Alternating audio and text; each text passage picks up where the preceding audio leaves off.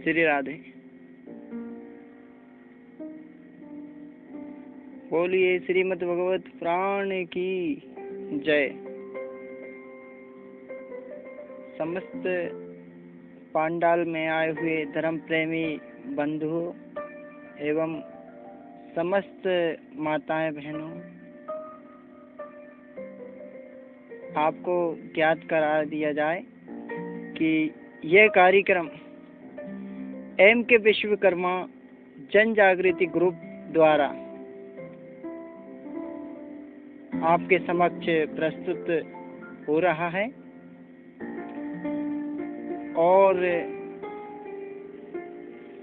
इस कार्यक्रम में जो शीर्षक यहाँ पर चल रहा है, जैसी करनी वैसी भरनी। तो आइए हम शीर्षक का लुत्फ उठाते हुए भगवान श्री हरि के चरणों में ध्यान लगाते हैं। बोलो श्रीमद् भगवत पुराण की जय। किसी नगर में गणेश दत्त नाम का एक पंडित रहता था। वह बहुत ही सात्विक प्रवृत्ति का था। वह अपनी पत्नी से बहुत स्नेह रखता था। अपनी पत्नी के प्रेम में वह इस तरह डूब गया कि उसे अपने घर परिवार की तनिक भी चिंता न रही। घर वालों के बार बार समझाने पर भी वह नहीं माना और अपनी पत्नी के साथ घर छोड़कर शहर के लिए चल दिया। श्री राधे जय हो। काफी दूर चलने के बाद गणेश दत्त की पत्नी को प्यास लगने लगी। अपनी पत्नी के लिए गणेश दत्त कहीं पानी लेने चला जाता है और जब वह पानी लेकर वापस आया तो देखा कि उसकी पत्नी की मृत्यु हो चुकी है। फिर क्या? गणेश दत्त तो जोर जोर से चिल्लाने लगा, रोने लगा, हे प्रभु, आपने मेरे साथ इतना बड़ा अन्याय क्यों किया? यदि मेरी पत्नी आज जीवित नहीं हुई तो मैं भी इसी जगह सिर पटक पटक कर अपने प्राण त्याग दूंगा। बोलो श्री राधे। पंडित जी को रोते हुए देखकर भगवान को दया आ गई। तभी आकाशवाणी हुई, यदि तुम अपनी आधी आयु अपनी पत्नी को दान कर दो तो वह जीवित हो सकती है। पंडित जी ने आकाशवाणी सुनकर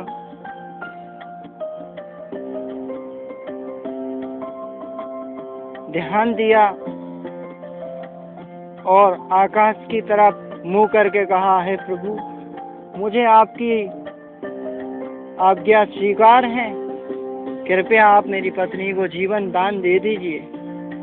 पंडित जी के ऐसा कहते ही उसकी पत्नी उठकर बैठ गई तथा एक बार फिर पति पत्नी मिलन हो गया। थोड़ी देर बाद आराम करने के बाद वे दोनों फिर चलने लगे। काफी दूर चलने के बाद पंडित जी की पत्नी को भूख लगने लगी और कहने लगी, हे प्रिय, आप जल्दी से भोजन का प्रबंध कीजिए। पंडित जी तो अपनी पत्नी की खुशियों के लिए जीवित थे। वे तुरंत पास के गांव से भोजन लेने चले गए। पंडित जी के जाने के बाद उनकी पत्नी अकेली रह गई।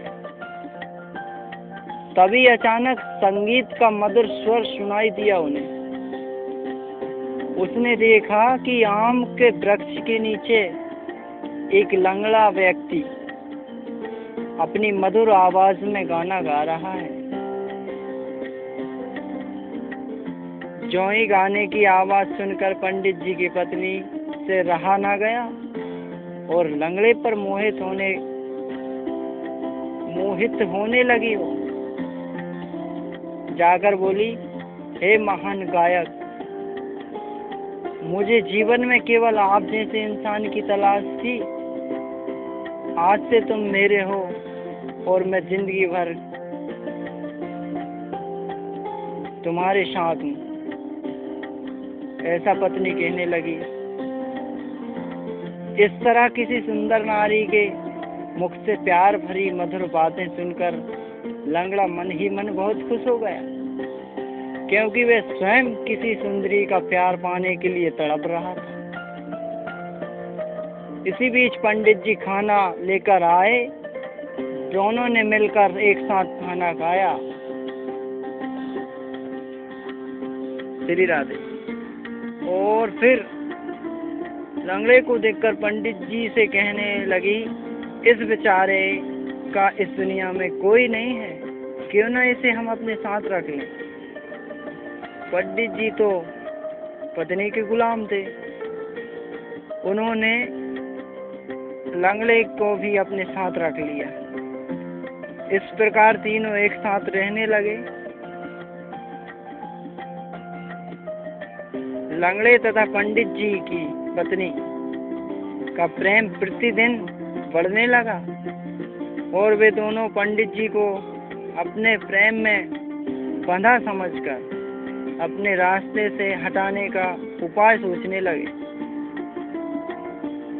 एक दिन जब पंडित जी ने शयन किया, निद्रा आ गई, तो मौका पाकर दोनों ने मिलकर उन्हें एक कुएं में फेंक दिया और वहां से चल दिए। चलते चलते दोनों राज दरबार में पहुंचे। राजा से प्रार्थना करने लगे कि महाराज, हम दोनों पति पत्नी हैं। हमने एक दूसरे के लिए ही अपना परिवार छोड़ा है और हम सहायता के लिए आपकी शरण में आए हैं। राजा को उन पर दया आ गई और महल में रहने की अनुमति दे दी। किसी को पता नहीं था कि सुंदर दिखाई देने वाले यह औरत अपने पति की हत्या करके आई है। पंडित जी की पत्नी लंगड़े के साथ मिलकर कुएं में पंडित जी को फेंका था। एक साधु ने पंडित जी को निकाल लिया था उसी समय और अपने साथ लेकर उसी राजा के साथ दरबार में पहुंच गया, जहां उसकी पत्नी अपने प्रेमी लंगड़े के साथ रहती थी। जैसे ही उस औरत ने पंडित जी को देखा तो घबराकर राजा के पास जाकर प्रार्थना करने लगी, महाराज, यह पापी मेरी इज्जत लूटना चाहता था, कृपया इस दुष्ट से मेरी रक्षा कीजिए। राजा औरतों पर बहुत सम्मान करते थे। उन्होंने क्रोध में आकर पंडित जी को मौत की सजा सुना दी। पंडित जी तो बहुत बुद्धिमान थे, अन्याय से लड़ना उनका धर्म था। उन्होंने हिम्मत करके राजन से कहा, हे महाराज, यह औरत कुछ दिन पहले मेरी पत्नी थी। आप इससे भगवान की सौगंध दिलाकर कहलवा दें कि इसने अपने पति का आधा जीवन वापस कर दिया। सच जानने के लिए राजा ने कहा, ठीक है नारी, तुम वही करो जो तुम्हारा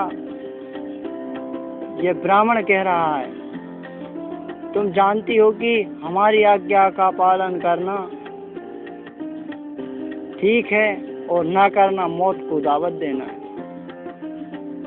राजा की आज्ञा सुनकर वह और भी डर गई और कहने लगी, मैंने अपने पति का उधार लिया, जीवन वापस किया। इतना कहते ही वह औरत प्राण पखेरु हो गई, उसके प्राण निकल गए। बोलो श्री राधे। औरत को मरा हुआ देखकर लंगड़ा वहां से भागने की कोशिश करने लगा, तो राजा ने उसे पकड़कर सलाखों के पीछे बंद करवा दिया। इस प्रकार भगवान और राजा दोनों ने अपना न्याय कर दिया और पंडित जी अपने घर वापस आ गए।